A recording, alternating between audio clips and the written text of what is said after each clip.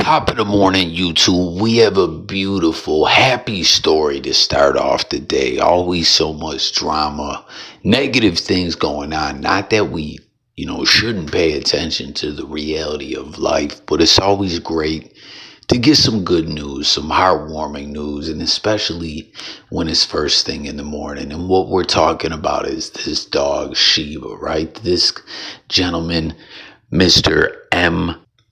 Paul Trainer, who hails from Dublin, Ireland, but he's been in Maryland for 35 years, right? He had decided a while back he wanted to adopt a dog, and this dog became family to him. And for real, for all the pet owners out there, I myself have felt this way. I had a similar situation, but it didn't end out happy the way this story has. As pets, specifically, I feel dogs really are a part of the family. Back in 2023, they did an extensive poll, some serious research, and 93% of pet owners said that their dogs are more than a pet, that they're straight up a family member. They love them just like anyone else in the family. It really is tough losing a dog, but this dog, Sheba, which we're speaking of, was found in Maryland,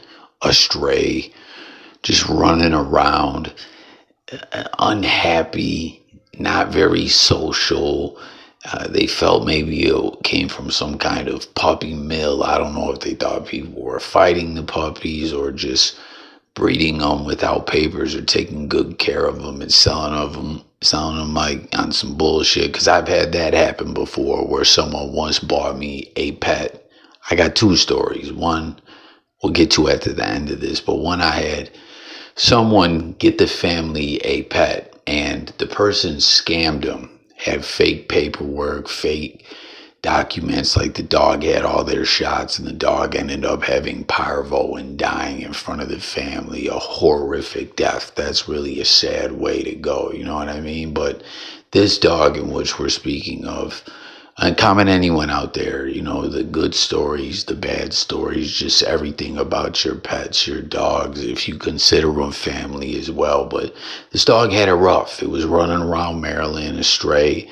They felt it had a messed up background and upbringing, and it was sitting in a facility where people come to adopt pets, but no one ever seemed to want to adopt this pet, as it seemed pretty much just depressed, very shy, not aggressive, but just never interacted with anyone that came there, and just kind of seemed almost like, from the way it's described, the dog had given up on life and was just flat out depressed. But for whatever reason, Mr. Trainer here decided, hey, I'm going to take this dog home and see if I can connect with it. And time had passed and didn't seem like it was working out. And he had actually reached back out to the facility like, hey, I think I'm going to have to give the dog back to you, where it was going to get transferred to a kennel where I don't know what its future would be. You know what I mean? They didn't describe it, but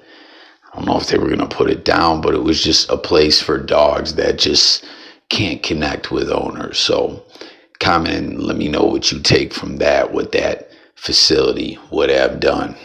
Let me know.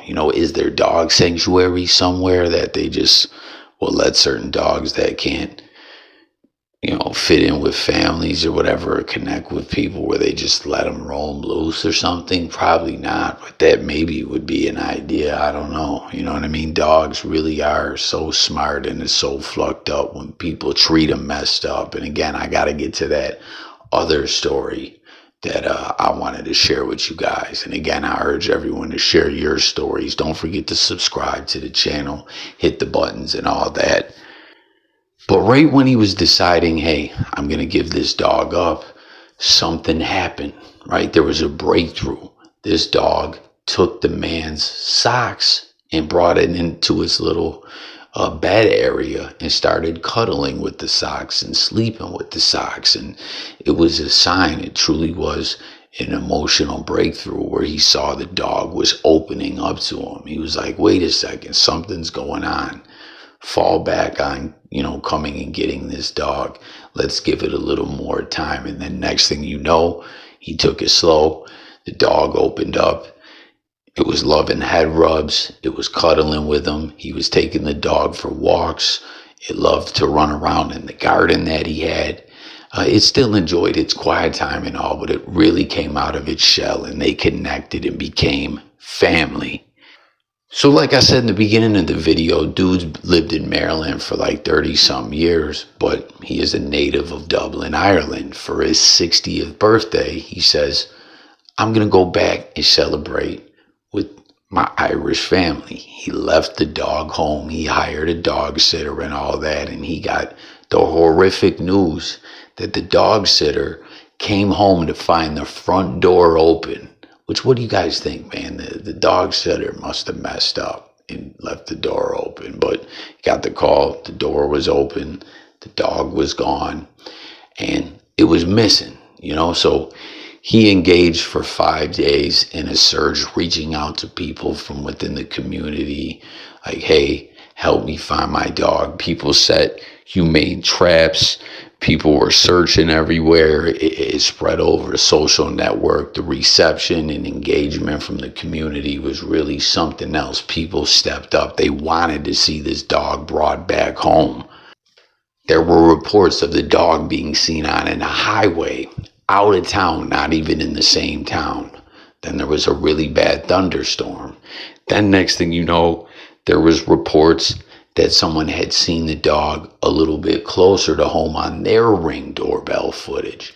And again, people really went above and beyond using social networks, searching everywhere, having these humane traps, trying to find the dog. Check this out. People even got drones with thermal technology and were flying it all over the area where they had tips or just all around, trying to see if they could pick up the shape in heat patterns of a dog, but no dice. It's like, damn, it seems like the dog was getting closer. What are we gonna do? So this is 5 days of the dog being gone. Mr. Trainer makes his way back from Ireland to the US of A in Maryland. He starts engaging in the search himself. He's going everywhere. He's tapping in with everyone who's been searching as well. And he ends up exhausted. The jet lag, the search, the stress. His family member is gone. He ends up crashing out, catching some much needed Z's, just totally exhausted. And then what happens? You see the footage. His Ring doorbell footage goes off. And, there's emotion, notification. He's all groggy, opening in his eyes, just, at first when you're not fully awake, just seeing shapes and all that. And he's like, wait a second, that looks like the color of Sheba. He fully comes to, that's his dog. That's my dog. My dog is back. He goes out. The dog is a little standoffish. It had this adventure. It was out, on its own in thunderstorms, lost, out of town, towns away. I don't think it left the county, but it was all over the place. And don't forget, this dog had a fucked up upbringing, was running amok astray with a bad background from what the specialists were saying. And it had got used to being home with its owner. And he goes out of town for the 60th birthday to Ireland. I'm not trying to shit on the guy, but maybe he should have just paid the airfare or did what he had to do to bring the dog with him, or maybe that's not allowed. I don't know, man. You know what I mean? I just flew for the first time in ages, and there's all kinds of rules. I don't know, and I think it differs from airline to airline, not to mention the price when it comes to all that stuff. But anyways, he took it slow. He gave the dog head rubs and all that. Next thing you know, Sheba's back in the crib. Everything is back. Life is good. It's like Sheba was never gone. And it is truly a happy ending. And it was just so heartwarming and such a nice story to hear. Like I said, dogs truly are like family members. And, not just to mention how happy this gentleman is to get his dog back, but he was truly just touched how many people helped out. People he didn't even know put in work. Again, humane traps, drones, searching everywhere, tips on social network. People wanted to see this dog get back home, and that is what just happened. Now, like I told you, and that's a great happy story to kick the day off with. Like I told you, I had a situation where we got a gift and the person got finessed with fake paperwork, and we ended up having a puppy die of parvo. That was fucking terrible. We tried to hunt those people down. I'm keeping it real with y'all. I wanted to just slap flames out of them, but they ducked and dodged us and blocked us and everything like that. And it was what it was, man. Sucker ass motherfuckers.